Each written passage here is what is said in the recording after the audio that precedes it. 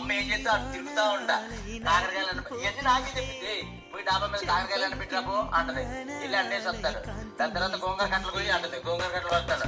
దాని తర్వాత గిన్నెలో మొత్తం ఏపేసి ఇచ్చి వెళ్ళి రోడ్లో నూరురా అంటది. వెళ్ళి నేను ఇంటర్ సెకండ్ ఇయర్ లో కూడా రూడే ఉంది. ఎవరైనా ఆడపిల్లలు వెళ్తున్నారు మా ఇంట్లో చేసింది 5-6 సంవత్సరాల ముందు. ఎవరైనా వెళ్తున్నారు అనుకో అంటే రోజులు అలా పడేసి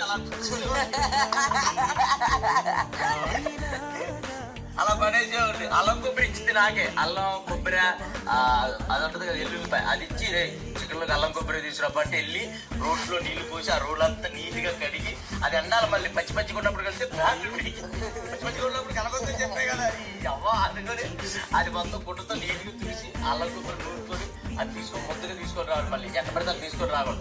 ముద్ద తీసుకొచ్చి మా అమ్మ చేతిలో పెట్టాలి. అప్పుడు మా అమ్మ ఇలాగే మా మమ్మీ ఓన్లీ డాబా మీద బట్టలు ఆరేసే తీసుకురా. అవి కూడా బట్టలు కూడా మా అమ్మ చిన్నప్పుడు పనికి వెళ్ళి వచ్చేసరికి బట్టలు నీట్ గా మడతేసి ఉంచాలి నేను.